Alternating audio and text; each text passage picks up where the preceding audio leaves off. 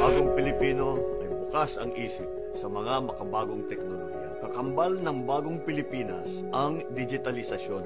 Ito ang patuloy nating isinusulong para naman makasabay tayo sa buong mundo. Mas mabilis, mas pinapadali ang proseso kapag digital ang sistema. Digitalisasyon sa mga serbisyo ng pamahalaan, digitalisasyon sa edukasyon, sa kalusugan, sa agrikultura, at marami pang iba. Unang-una, pinagtitibay natin ang National Fiber Backbone. Inilunsad na natin ang Phase 1, 2 at saka 3, benefiting approximately 17 million Filipinos.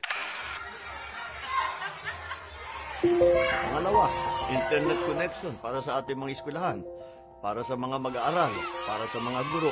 Internet ang pangunahing kinakailangan para maging konektado ang ating mga kababayan na nasa gida na tinatawag. Yan po ay ang geographically isolated and disadvantaged areas. Yung mga mahirap marating na mga kable o telepono o kuryente. Napupuntahan na sila para kabitan ng Starlink o yung satellite internet naman. Wala nang mga kable na kailangan.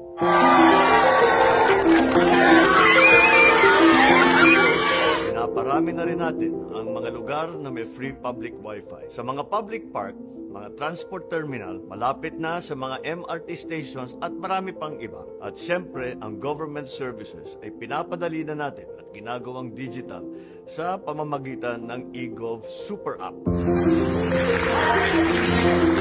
Alam nyo ba na globally recognized at umani ng sari-saring parangal ang ating eGov app? Parami na rin ang mga function nito. Kamakailang lamang ay inilunsad ng LTO at DICT ang digital na pagre-renew ng lisensya through eGov app. Wala nang pila, wala nang fixer, wala nang korupsyon.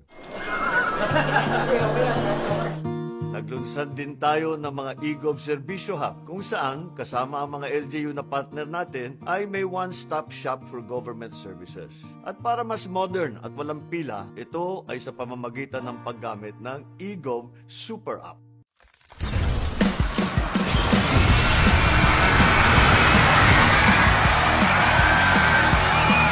Isa sa mga development na ating nasasaksihan ngayon sa digital landscape ay ang tinatawag na AI or Artificial Intelligence. Napakarami ang kayang gawin nitong AI. Maraming gamit yan. Yung simple lamang, informational. Magtatanong ka, saan ba ito? Ano ba yung gawain dyan sa lugar na yan? Kahit sa pagsulat ng speech, nakakatulong yan. Ito ang kaibahan ng AI sa dating mga computer program. Ang AI natututo. Mas lalo mong gagamitin, mas gagaling ang sagot sa'yo. Kaya gamitin nyo na gamitin para yung AI masanay sa inyo. Pagkatagal ng panahon, makikita nyo yung sagot ng AI sa mga tanong ninyo ay paganda ng paganda.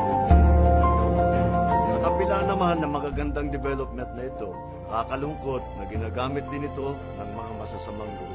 Sa mga scam, sa mga fake news, sa pagpapalaganap ng maling impormasyon at marami sa atin ang nabibiktima dito. Ang isa pang pinadali ng digitalization ay ang pagsusugal. Maraming pamilya na nasisira dito, lalo na kung hindi responsable ang pagkakagamit.